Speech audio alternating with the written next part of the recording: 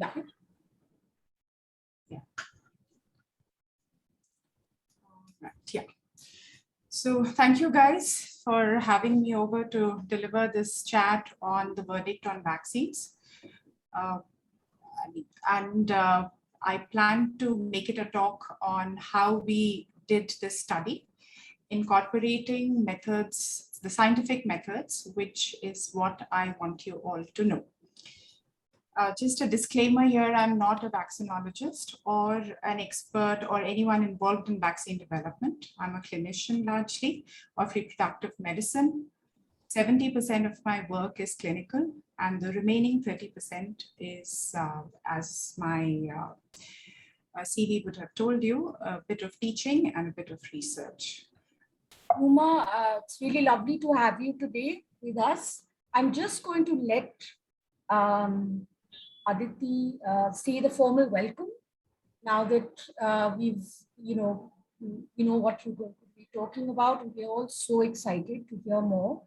And I think a formal introduction is also required, which Devapriya will do. So over to you, Aditi. Right. Thank you, Arpita. Thank you, Ruma. Welcome, Ruma, and welcome to all the students who have joined this evening, and some faculty I think I see as well, and some fellow UWP colleagues. This is the Track Changes guest speaker series, and as the name suggests and inspires, it comes with a lot of flux and dynamism and change and sort of moving toward whatever we think is improvement upon ourselves and how we express ourselves and how we can put the best words on the page or express the best words out of us. And, of course, that speaks to a larger idea of how we think about what we want to say, what we want to talk about, how we research something that we're curious about, and how we, having done those two things, then present it to an audience who wants to understand our process of experimenting, failing, succeeding, revising, modifying, being frustrated, making a breakthrough. This could be medical research. This could be writing the draft of an essay. This could be, trying to make it through the day, whether your day is 5 hours long, Amia, or 72 hours long. I forget who that was who said that, maybe Aditya. Track Changes is under the umbrella of the UWP, that's the Undergraduate Writing Programme. We are a team that teaches a class called Introduction to Critical Thinking. Any first years in the audience, you're taking that class right now with some of us who are on the meeting today. And if you're second years, you've taken it and it's either a distant memory or it's a very, fond and close one to you. But hopefully what you recall from that class or what you will be learning about in that class this semester is that as an introduction to a thought process or to thinking, we are looking at how does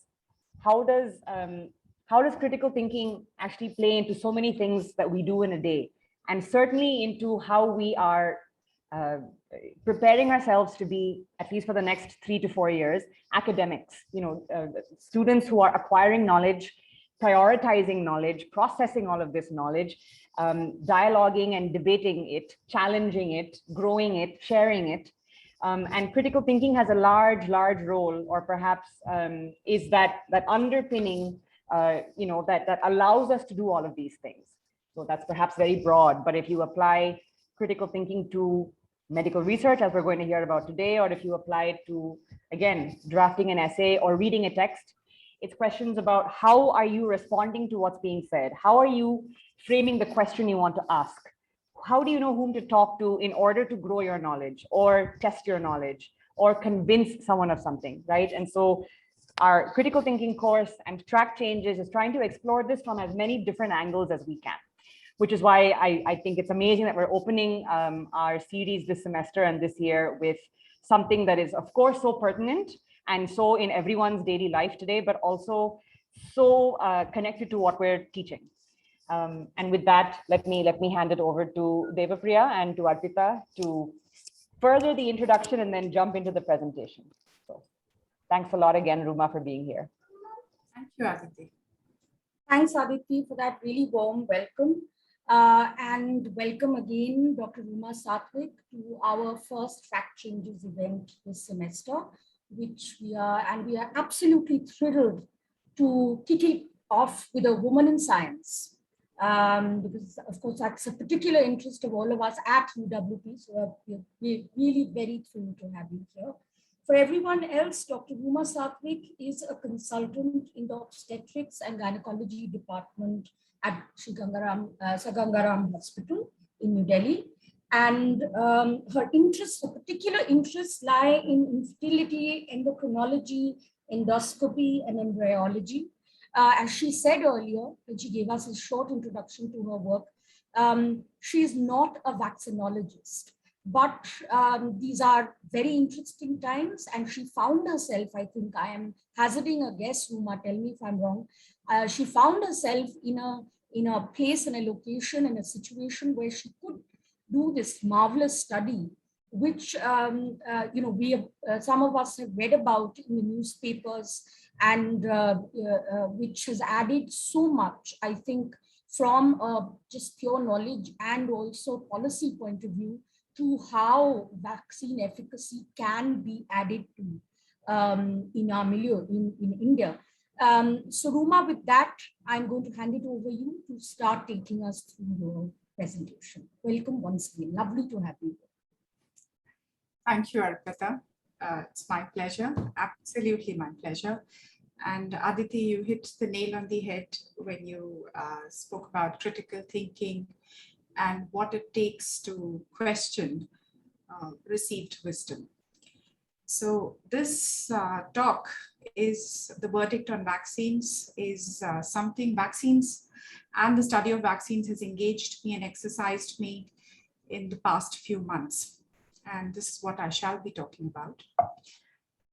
So if I were to divide people in this world based on the talk that we're giving today, I divide them into three kinds. One are the vaccine naysayers, who will not receive vaccines no matter what the evidence says.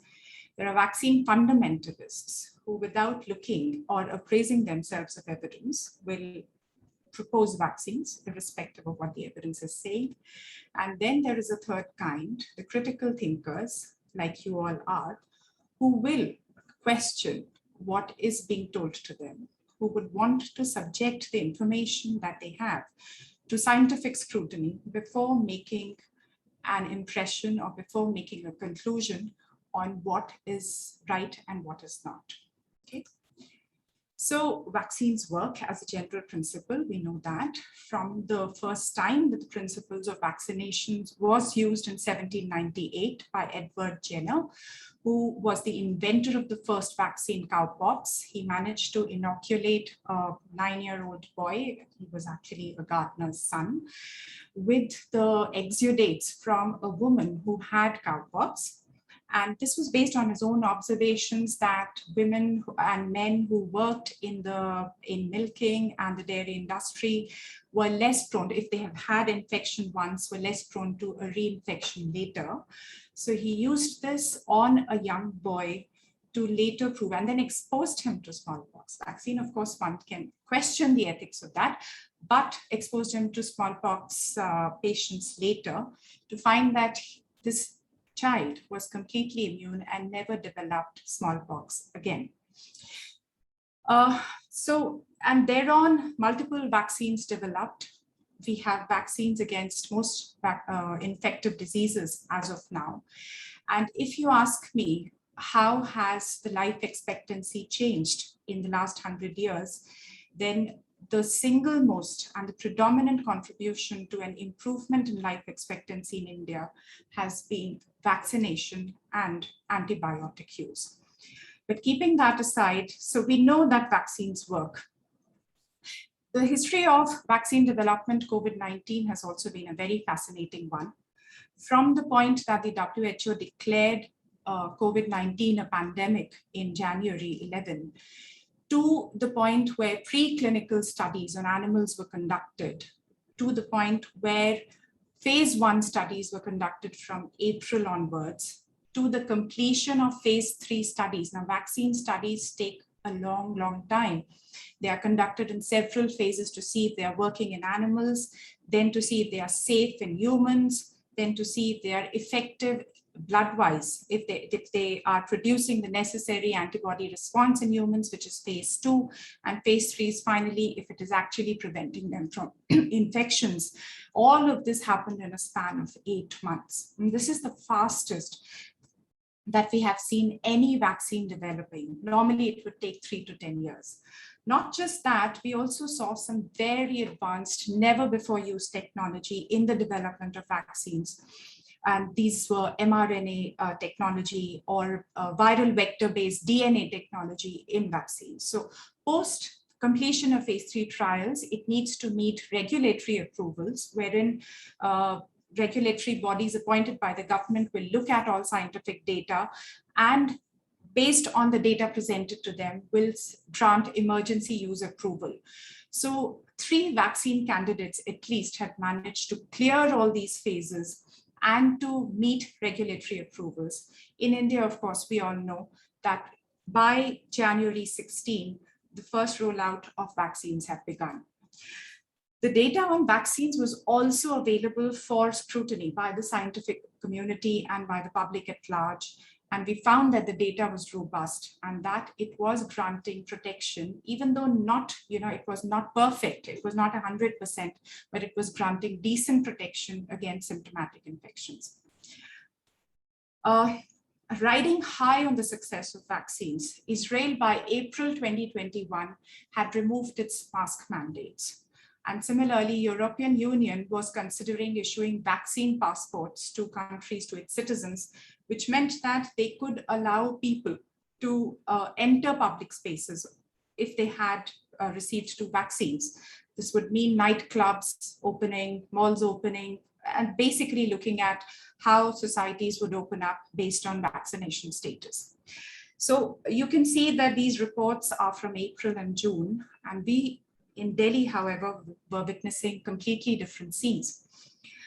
News reports like these, and I'm sure you would have all come across, but it's been 6 months since then, so some memory may have been lost, so I'm just going to read it again, that on 8th April 2021, within a day, the report from several newspapers said, and this I can vouch for that this is true, 37 vaccinated doctors from Delhi's Ganga Ram Hospital test positive. There were reports from AIIMS, Apollo, Fortis, and several other institutes. What was really happening? Do we believe on news reports? We know from data in the trials that vaccines were not 100% effective, that we would expect some breakthrough infections. So was this a part of breakthrough infections, right? So do we believe news reports or hastily made observations? Now, one colleague from our hospital, and of course this tweet went viral, tweeted this out. I'm going to read it out. We have 500 doctors at Gangaram Hospital. 37 are COVID positive. So we have 92.6% protection from infection. 5 are hospitalized because of significant comorbidities, and 5 out of 500 is 1%. So he says we have 99% protection from hospitalization, and none of the hospitalized, he says, have severe disease. So that is 100% protection from severe disease, right? This was in response to the news report. So while our colleague makes this tweet, there are several who catch on to it. Of course, the tweet goes viral. Where do we base our impression from? Do we base it from just the fact that this is coming from a doctor, or from an eminent voice, or from news reports? Where exactly does the truth lie? Now, some intuitive questions, even if you are students of the humanities, some questions that can be asked are, one is, this is on 8/4/21, right? And these are infections over a day. What happens if, let's say, 10 days later, these 37 infections were to mount to 150? What happens to protection, right? So it is a function of time. This is happening over a day. What happens a month later? Second is, out of 37 infections that have been reported, we had no news of, or these are vaccinated doctors. I would want to compare, if this is the infection rate in vaccinated, I have to have something to compare it against. what is the infection rate in the unvaccinated, because that is how you compare vaccine efficacy. Also, we have no idea. We know that, yes, there are 500 doctors. Were they all vaccinated? How many of them were? See, vaccine hesitancy is a common phenomenon. Also that, remember, this is 8th of April. Vaccine rollout began on 16th of January. It's just 2.5 months from the day of vaccine rollout. It might take much longer to cover everyone. And it's not just doctors we're talking about. It's 6,000 employees we are talking about. So it might take much longer. So maybe not everyone is covered with vaccine. Those are the questions that anyone can ask. You needn't be students of science to ask these questions. How do you compare the result of whatever is being stated to you, that 37 infections have happened? How do you know if these are more or less in the vaccinated or the unvaccinated? And of course, our colleague got it wrong when he meant it's 92.6% protection. So just give me a minute to explain to you what protection means. When we say vaccine efficacy or protection from the vaccine, vaccine efficacy and protection can be used interchangeably. So what does it really mean? So let's say these are 10 unvaccinated individuals. All 10 have been exposed, and you find that 8 got infected, right? And 2 were uninfected. You say that the rates of infection are 80% here. 8 out of 10 is 80%. In the vaccinated population, however, if you had 10 individuals and 3 got infected, you say that the rates of infection in the vaccinated are 30%, right? Vaccine efficacy is basically trying to measure the percentage reduction in infection rates. I hope I can make myself clear. It is trying to measure the percentage reduction in infection rates from this state to this state. So how much is 30% of 80%? That comes to 63%. So when I say vaccine efficacy or protection from vaccine, I'm measuring it against a baseline. And that baseline is something I have to have information of. I can't base my predictions or any kind of thing on just based on the 37 infections out of 500. So our infection rates are so much, and so our protection is 92.6%. So our colleague got it wrong. So where does the truth lie really? How do we investigate this? And there was nothing short of the idea, and 4 of us decided to undertake this study using scientific methods to try and arrive upon where the truth lay. Now, this gentleman, some of you may have heard of him or read about him. Karl Popper is a philosopher of science from the mid-20th century. I, of course, learned of the man much later before I knew of his theory, the theory of scientific falsification, right? What is it? What is the theory of scientific falsification? That you make a hypothesis based on observation and then apply rigorous scientific methods to prove it wrong, okay? This is very different from the methods that existed probably in the 1900s, probably in Freudian times or before that.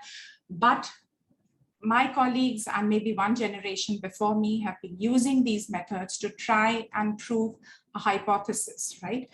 So if after application of rigorous scientific methods, we find that or everything that we're trying to prove that hypothesis wrong and we cannot, then we conclude that perhaps that hypothesis is close to the truth, right?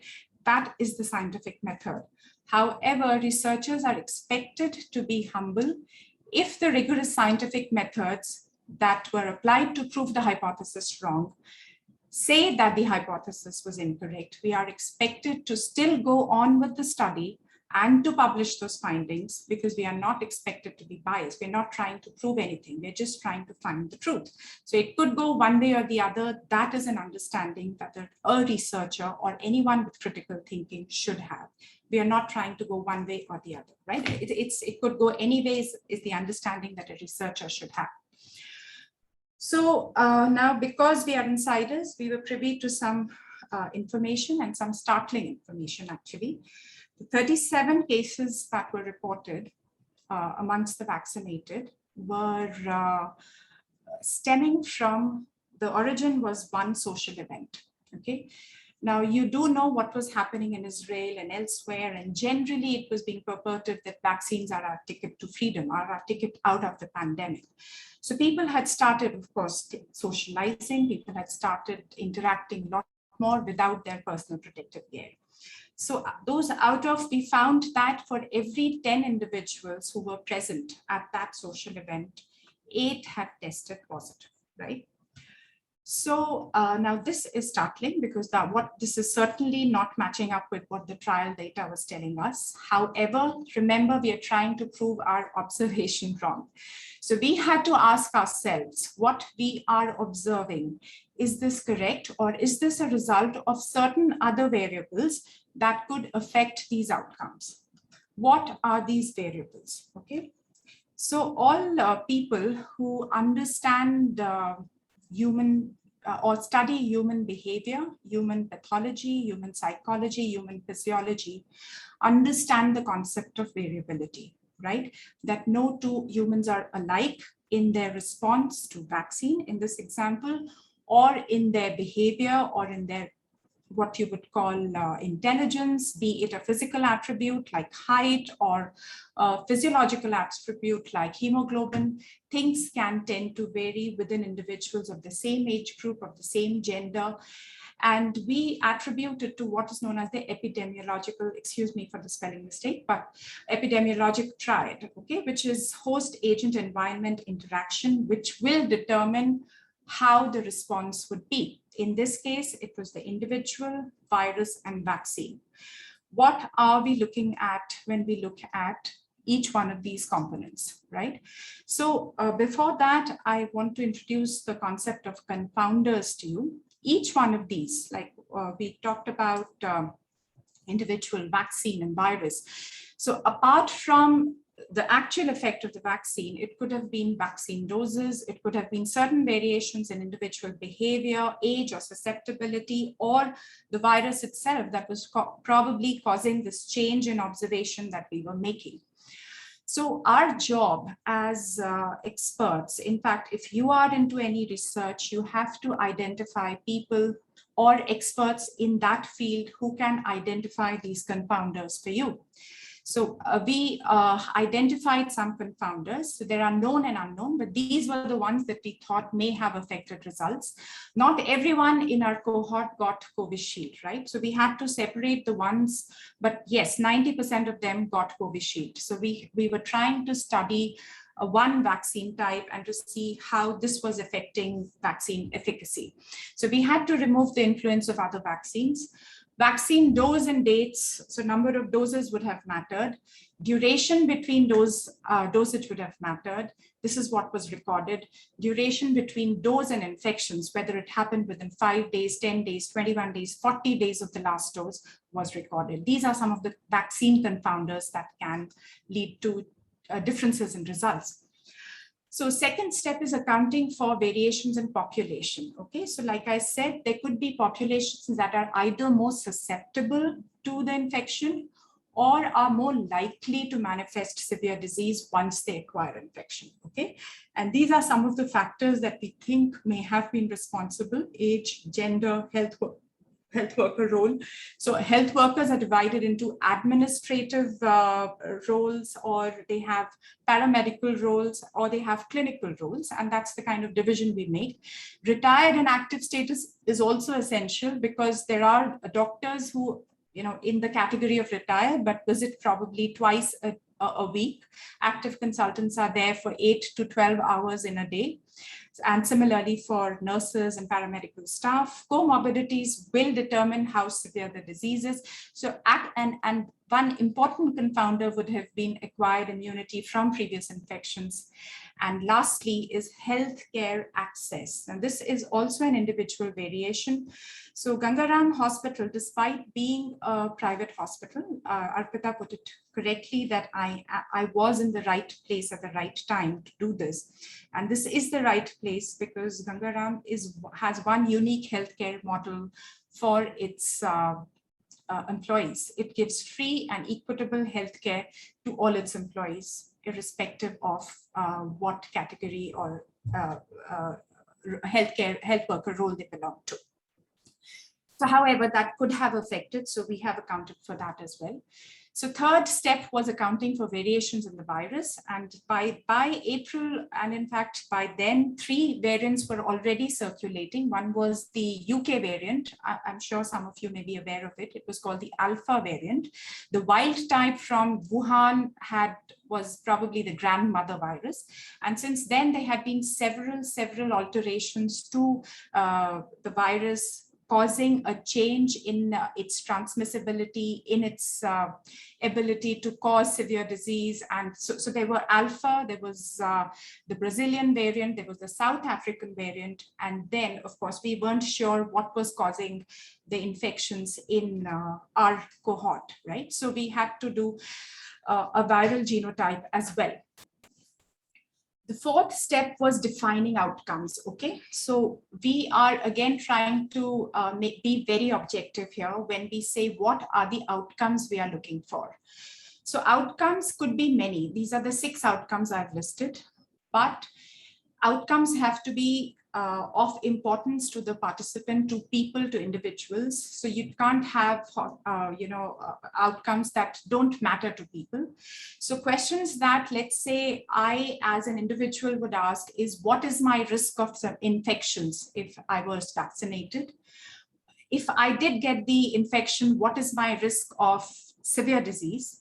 And finally, if I did get severe disease, what is my risk of dying? Hospitalization, is it a surrogate marker of severe disease? In our case, it wasn't, okay? And you know the answer. We were very short on hospital beds. Despite the equitable distribution of, I talked about healthcare services to all employees, bed is something that we couldn't assure to the best of people in our hospital. We couldn't assure that. Similarly for ICU admission. So there were several individuals with severe disease who were still at home on their own, asking for oxygen and sort of doing the rounds for oxygen, like I think most of the citizens of Delhi did.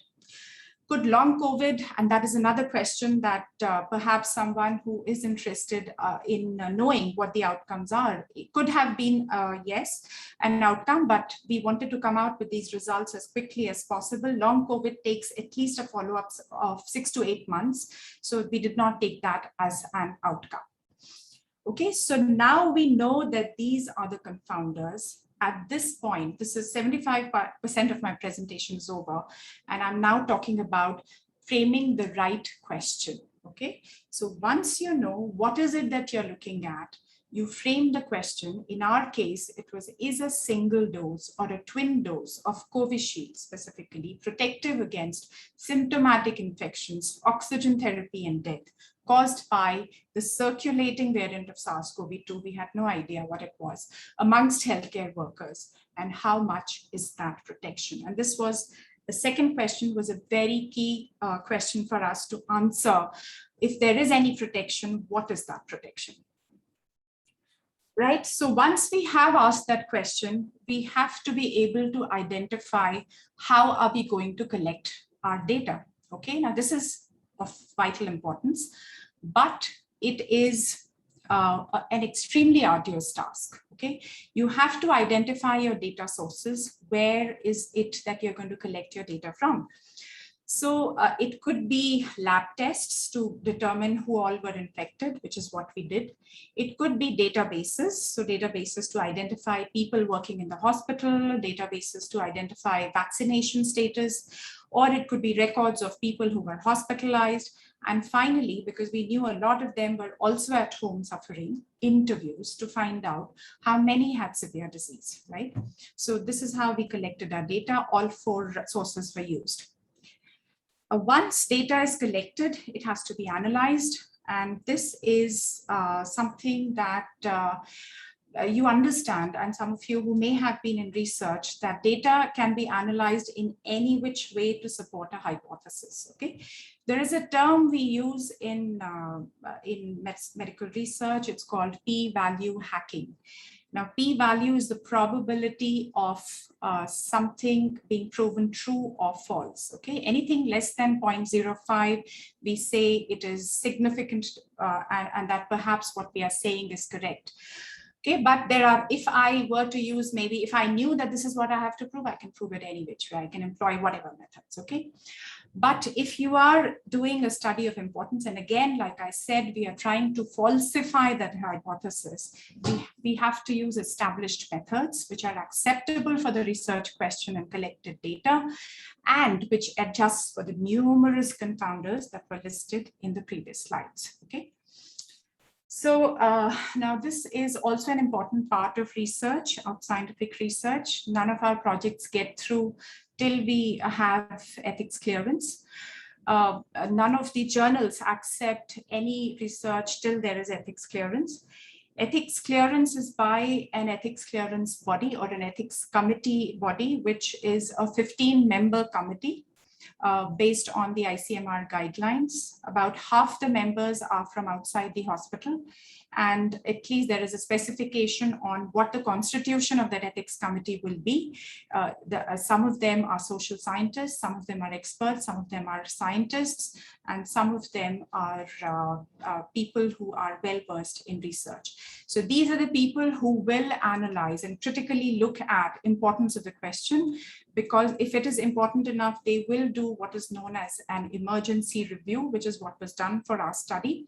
Appropriateness of methods, whether your methods or your study methodology involves any participant harm. Is there a participant benefit because of an intervention that we are doing? What is the kind of participant consent that has been taken?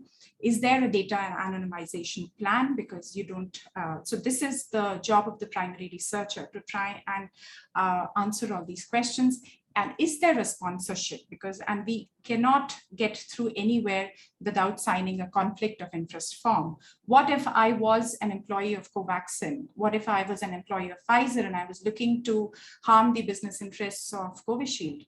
Or one of the other, one of my family members was. And so that conflict of interest form has to be signed on both occasions. One is when you start the research project, and second is when you submit the research proposal for publication, right?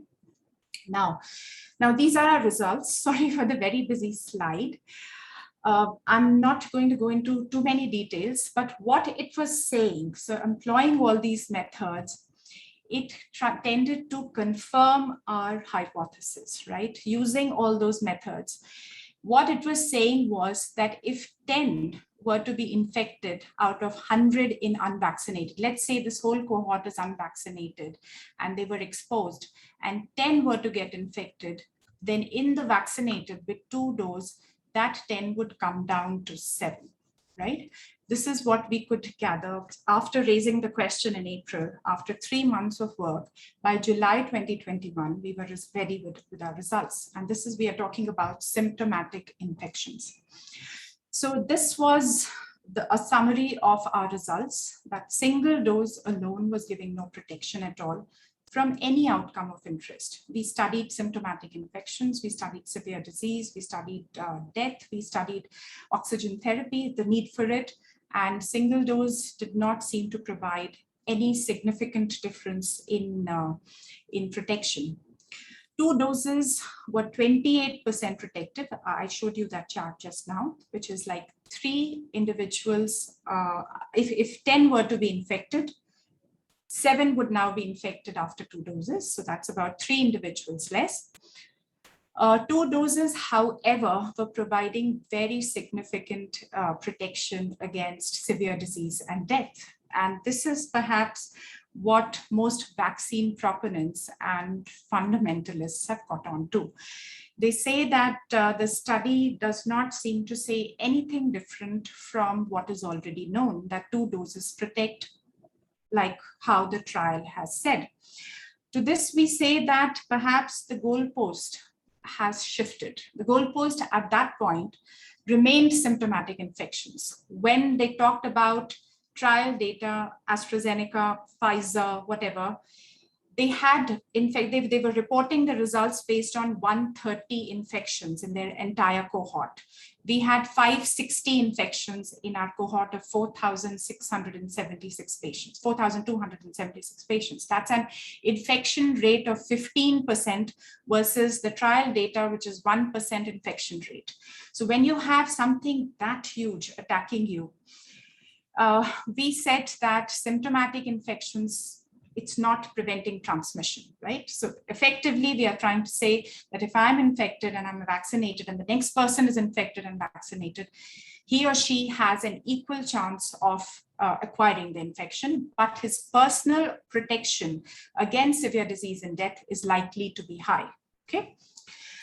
Now, this is a post hoc finding. What is a post hoc finding? We weren't attempting to look at previous infections, but the analysis threw up some mind-blowing ratios, which we thought needed to be explored further. Previous infections showed highest protection, 93% against infection, and much, much higher protection against severe disease and death. And so this is what we reported in our paper. What would be a valid criticism of this study? One is small numbers, that is our number. Remember that in a population of 7 billion, world's population, 5 billion would be adults above 18 who are eligible for vaccination. Perhaps 1.5 billion of them are being supplied by Covishield. And some of them may have received, not everyone, but maybe about 500 million would have received Covishield by now. So we are speaking about 4276 people who have received Covishield. Maybe in much larger cohorts, the results could have been different. Okay, so that is one valid criticism. I don't deny that. Applies only to healthcare workers is another criticism that we have received. And to that, we say that infection rates, yes, that infection rates could be different. I have already spoken about how the term infection rates are different from vaccine effectiveness. So rates, yes, perhaps healthcare workers are exposed to the virus much more than the general population, but vaccine effectiveness, no, because we cancel it out when we compare it to a similar cohort of healthcare workers who are unvaccinated. I can explain that later, maybe if you guys want to. No. So summing it up, key components of a study. You frame your study question well. You define the population in which you want to explore that hypothesis. In our case, it was healthcare workers with equitable access to healthcare. The intervention here was vaccination, 2 doses versus no doses. Comparator was, I've already said, no doses at all. Outcomes were the 3 outcomes we have spoken about, and time of follow-up, which is an important consideration in a study such as this, because the longer the duration of follow-up, higher will be the infection rates. Shorter the duration of follow-up, lesser will be the infection rates. So PCOT is actually a mnemonic we use to ask. So when I'm reviewing a paper, this is what I'm looking at, PCOT. What is your PCOT when you ask that study question?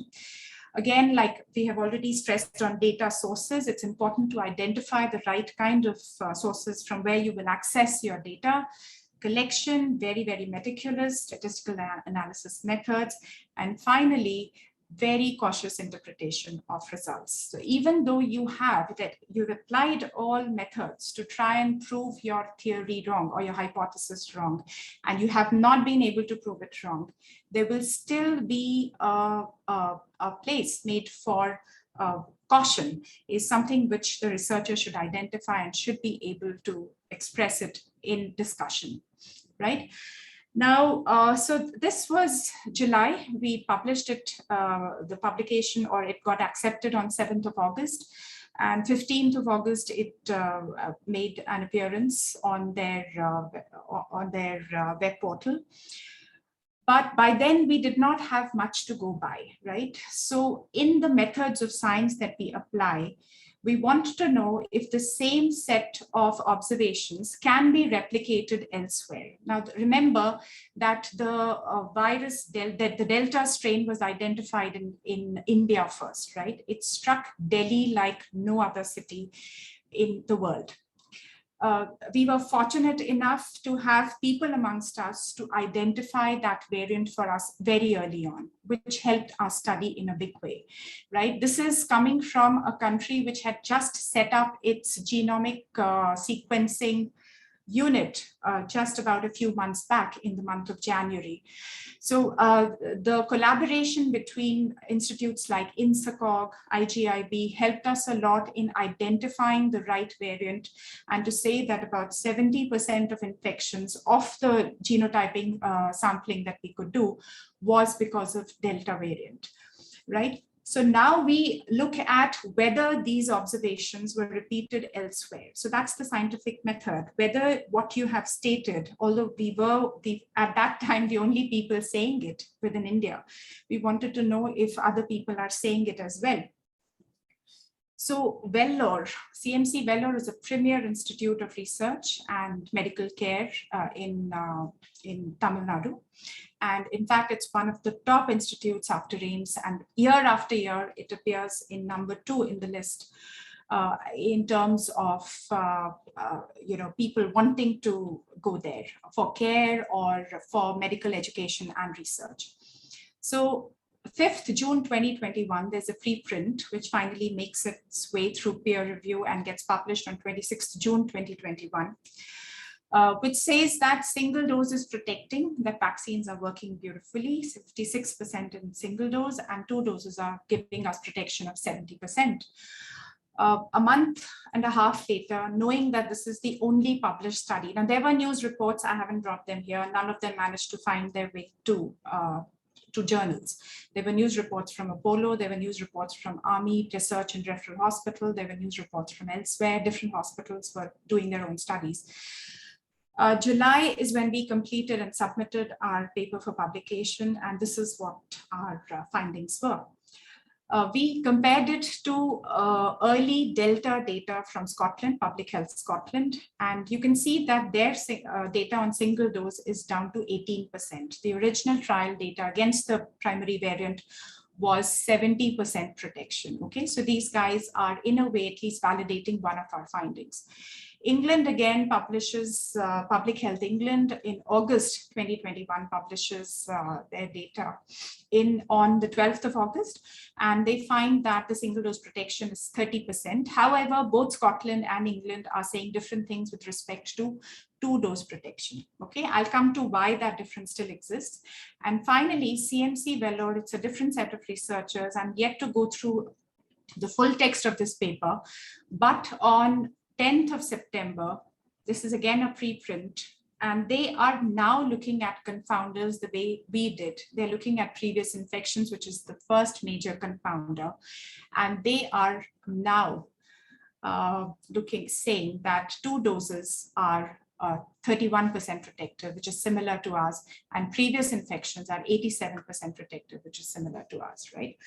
So you could ask me this question later as to why it's 60 and 67%. I'd like to end it here. What are the implications? Covishield does not prevent transmission by Delta, not at all. 2 doses of Covishield protect from severe disease and death by Delta? Yes, as has already been stated. Relying on protective effect of 1 dose against Delta is imprudent. And so we need to quickly work towards vaccinating as many people with 2 doses. Previous infections provide best protection against transmission, disease, and death. And this is, again, something that we can discuss later.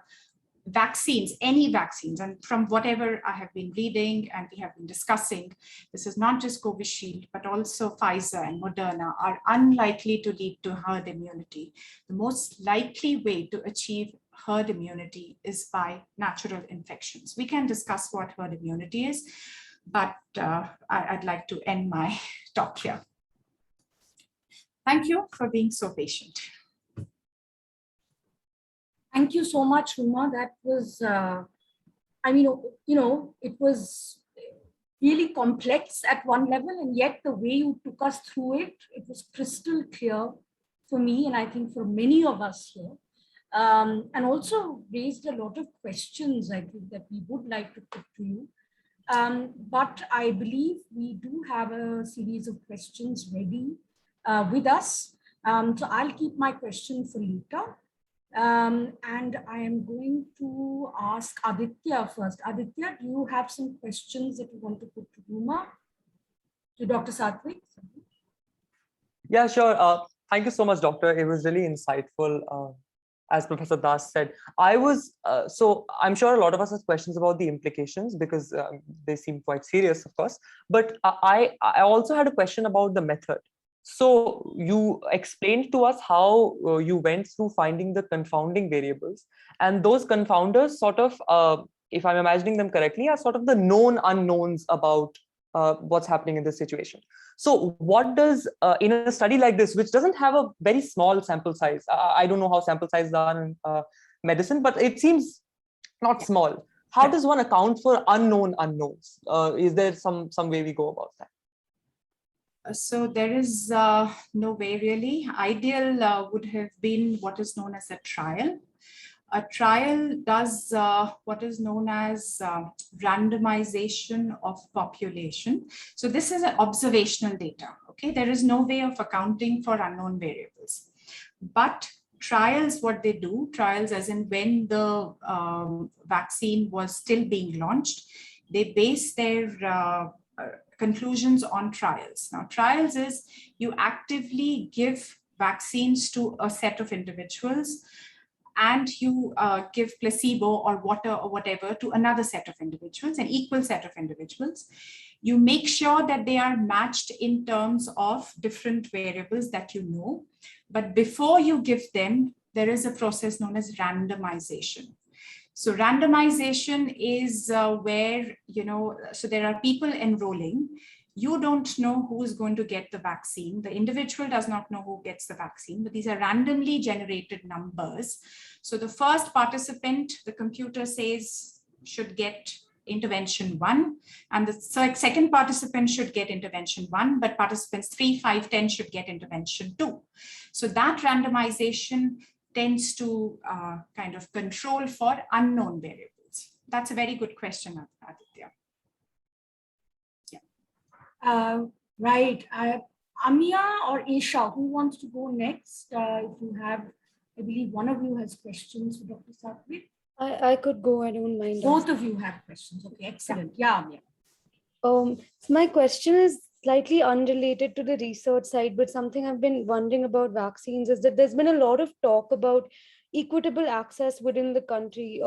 Like you divided people into 3, even the whole healthline workers getting it first. And but I haven't seen that same level about different countries and whether there's equitable access and every country is on one level. So moving forward, what do you think is a way to go about that? Yeah, so I have spoken about it much earlier, not in this talk. See, I mean, vaccine equity will be an issue, largely because one, the production may not match the demand that countries have. And also that it will go to the richer countries first. And of course, even within countries, it will probably reach urban areas first, rural areas later, depending upon who can order those vaccines, who can pay for those vaccines. That's true. But as a government policy, what should that policy be? Is the question that we need to ask.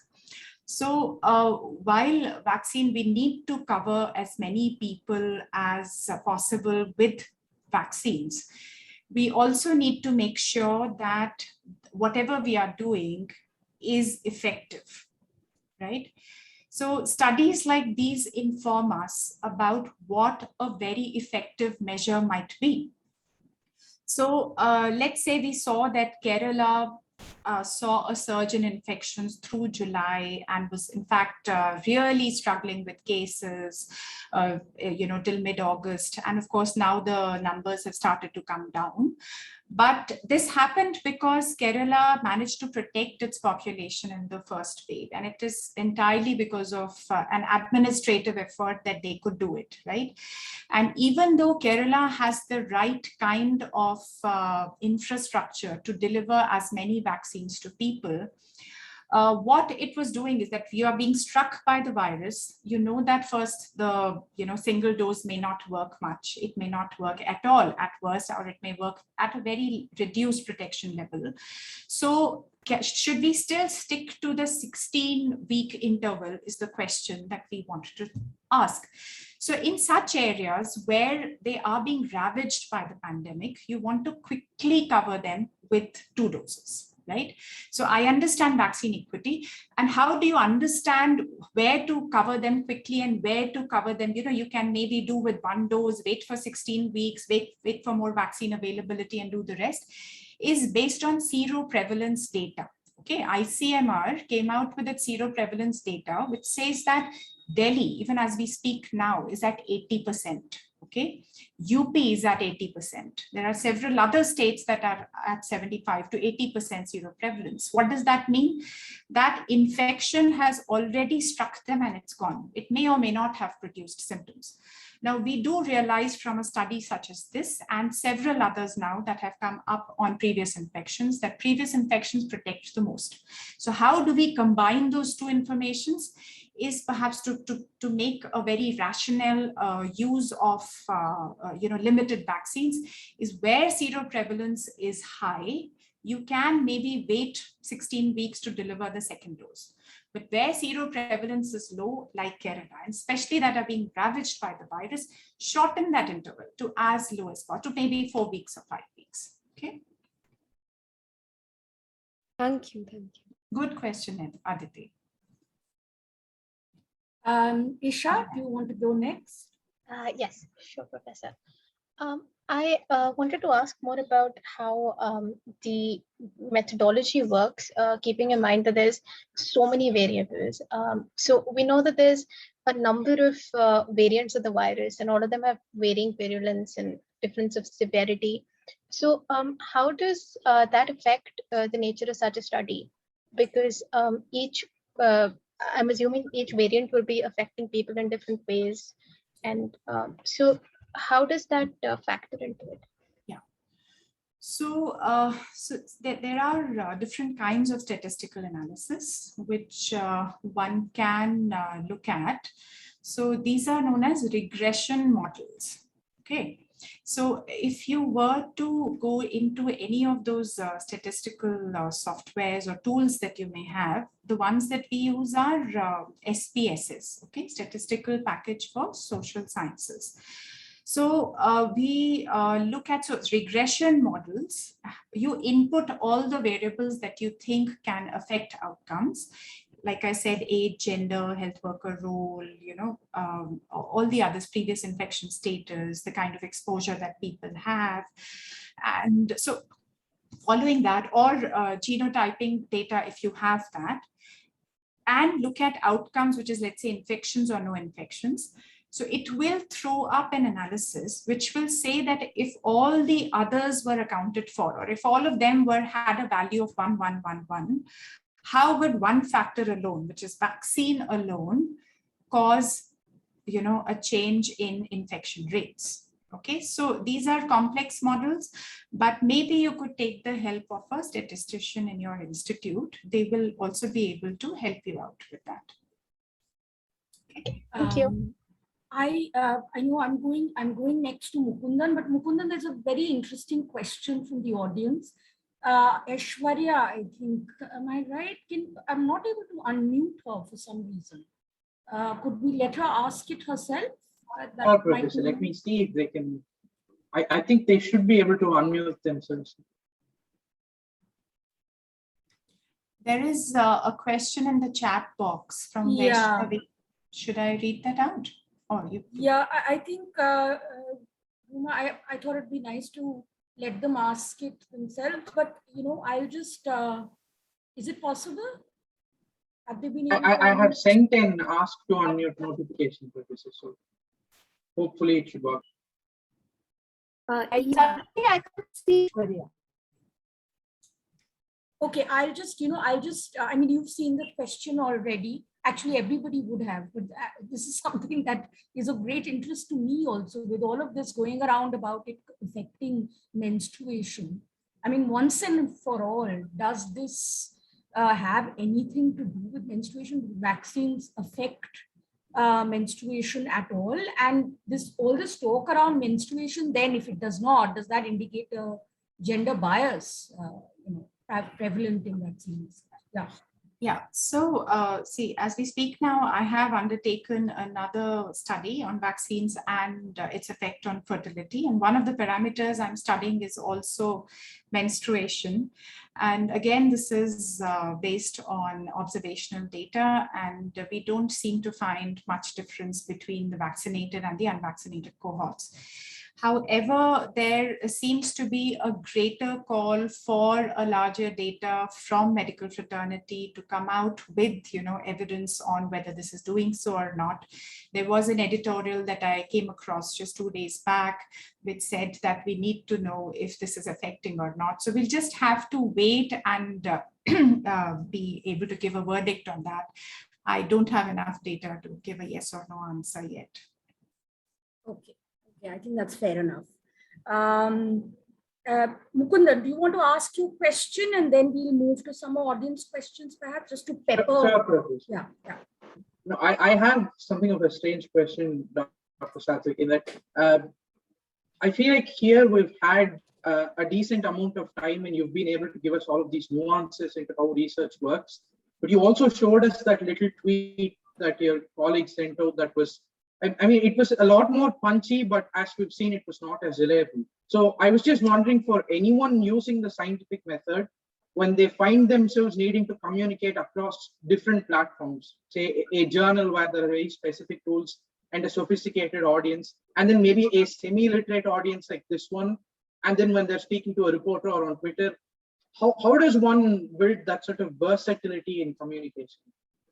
Right, that's a good one. So here I did say that, those questions that I put out needn't have arisen from someone from the medical background.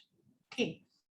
So when, a tweet like that comes out, you want to look at what I raised those three things, that this is one day that he's talking about, right? One day infections are 37, and you base your entire conclusion of vaccine efficacy on that one day.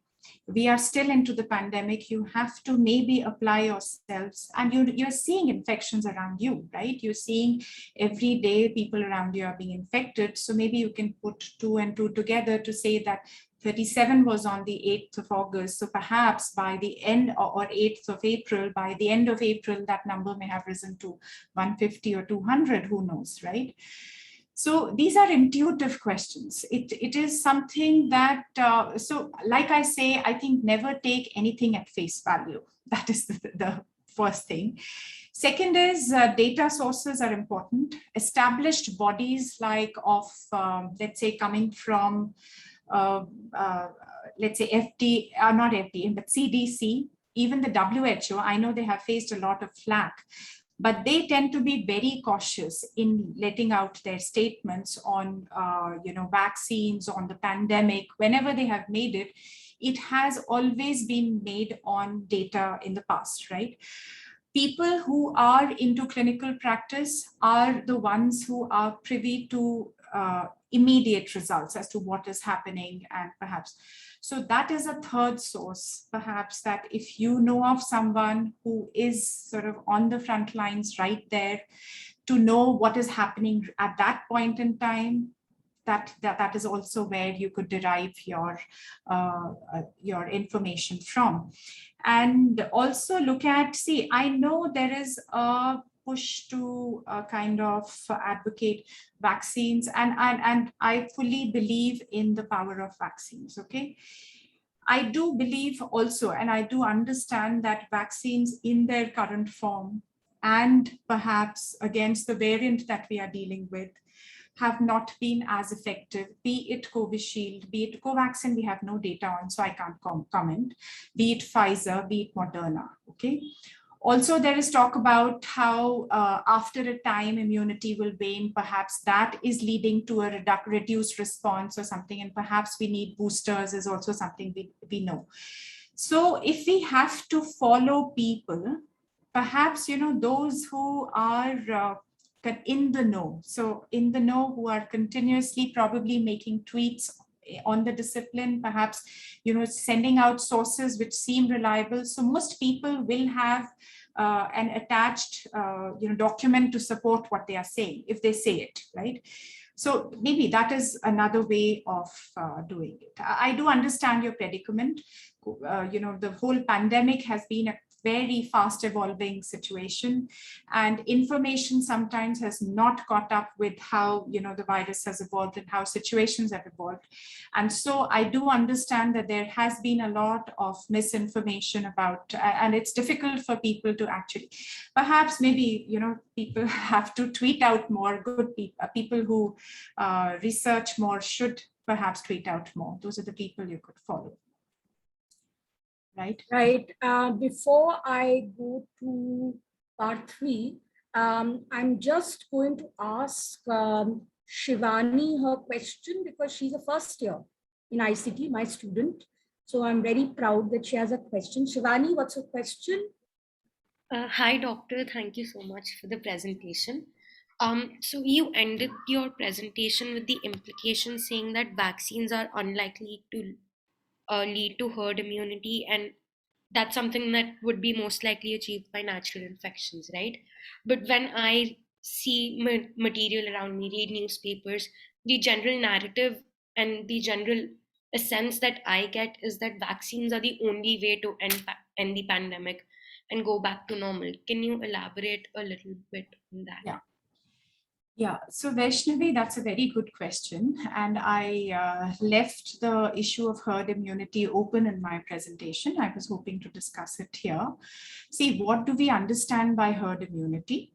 That a certain percentage of people have developed immunity to the infection. It's not the entire. So let's say there are 1,000 people in a community, but 600 people have developed immunity, either natural or acquired. When I say natural, it is through the viral infection, or acquired is through vaccine. So that when the virus strikes again, so remember that this 1,000, there are 400 people interspersed between 600 who have already developed immunity. So what it will do is that, let's say it strikes and it needs to transmit in order to keep in order to survive, okay? If it is able to transmit, it will survive. If it is not able to transmit, it will not survive, right? So what is natural infection doing? Natural infection is preventing transmissions as well, right? How do we know this? Is because its efficacy against infections, symptomatic infections, not just as per our study, but as per the revised CMC Vellore study, as per several studies from Israel, from UK, from US, are saying that natural infections protect the best against infection. So which is also, we extrapolate that to transmission. We also found that symptomatic infections are not protected at all. This is also what the primary trial data was saying. So if the vaccine can continue to transmit as it would, if the population acquired their immunity only through vaccines, then it will survive and it will continue to infect people who are susceptible, those 400 people. But if the vaccine can stop, if there is a way to stop that transmission as natural infections would, then it will not transmit, and perhaps those 400 people, not everyone, but maybe a few, sporadic infections will happen, but mostly that transmission chain would be stopped by the naturally infected people. So herd immunity is basically the ability of a certain proportion of a majority people in a community to stop transmission to the susceptible. It's a statistical concept. Right. Okay, we only have a few more minutes, but Parthy and Spandan, I really want you to ask your questions.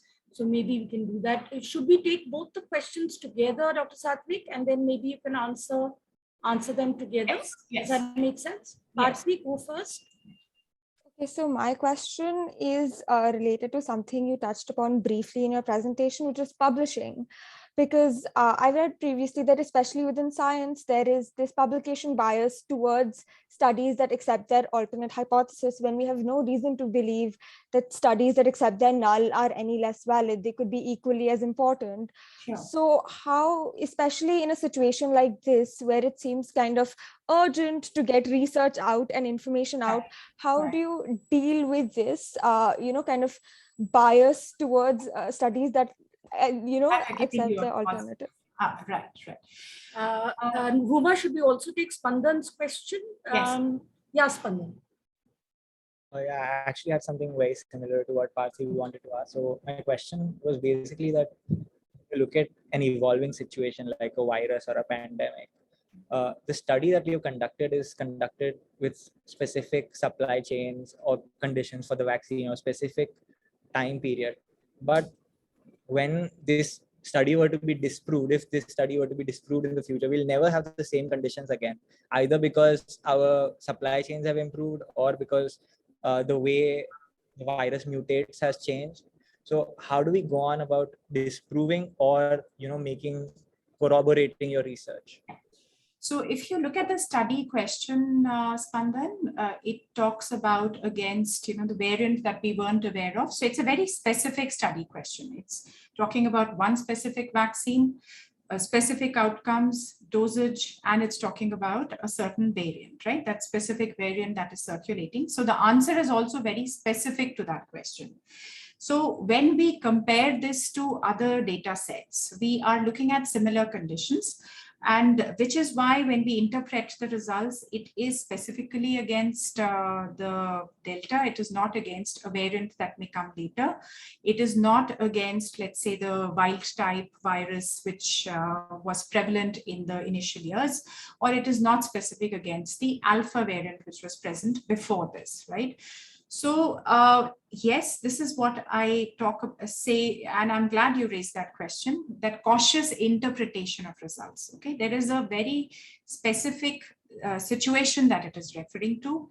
Right now, why it is resonating with us is because Delta has replaced most other variants in the world. Alpha, which was the most predominant variant, has been wiped out by Delta because of its specific properties. Not just in India, we were maybe in a way, I would say we were the first to be struck, but also the first to come out of it. And hence we are wiser in against Delta as to what happened to us. And maybe we can make all these conclusions on Delta much more than what the other countries are. UK was ravaged by Delta in July. UK is being ravaged right now. Israel is also being ravaged right now. So they're changing their policies based on the specific prevalence of Delta in their populations, right? So that was one, but I'd like to answer the previous question on how do you address publication bias, and that it's only positive studies that get published. So that's not the case, actually. If you have a question of public health importance, like you do, like vaccines work, okay? And if that is your hypothesis, or vaccines work against Delta, okay? This is already based on, or you are trying to prove what the trial data was saying, right? So if you were trying to falsify this hypothesis that vaccines don't work, and your results were that no vaccines work, it will continue to be of public health importance to not just journals, editors, but countries would accept that. So with respect to your question, how important it is to people, it wouldn't matter if your result was a positive or a negative, right? So the question of menstruation, we don't have an answer yet. If I were to say that vaccines affect menstruation and my results were to be that no, they don't, this is still an important answer, even though it is disproving my hypothesis, right? So it totally depends upon publication. It appears like it may not publish a negative result, but it will totally depend upon your question and what importance it has to people. Right, gosh, we are well over time, Ruma. So I'll have to call it a day, although there are still more questions coming in, but we'll have to call it a day now. because we had kept this for exactly an hour and we know how busy you are. And thank you so much for so generously giving us so much time for talking with such, sort of patience and also candor to all of us, to our students. It's been really lovely to have you here. Of course, we hope we can have you on the campus sometime soon. That would be much more delightful. I've enjoyed this quite a lot. Yeah. But perhaps we'll have a later discussion on how your study further develops actually on the campus. I think that would be very exciting. But thank you so much on behalf of the Undergraduate Writing Programme team here at Ashoka University. I'd like to thank everyone, Dr. Satwik, of course, for her generosity and her time, but everybody who attended, everyone who had such wonderful questions, everyone who listened and I hope learned. I was actually WhatsApping my students as they were listening, saying, there you have your critical thinking step by step. She's giving you that in her PowerPoint. It was just marvelous. So thank you, everyone. And thank you particularly from the Track Changes team, Devapriya, Kundan, and I, and these wonderful, bright young people who prepared the questions, the main questions today. Thank you so much. Thank you, and all the best to everyone. Bye-bye.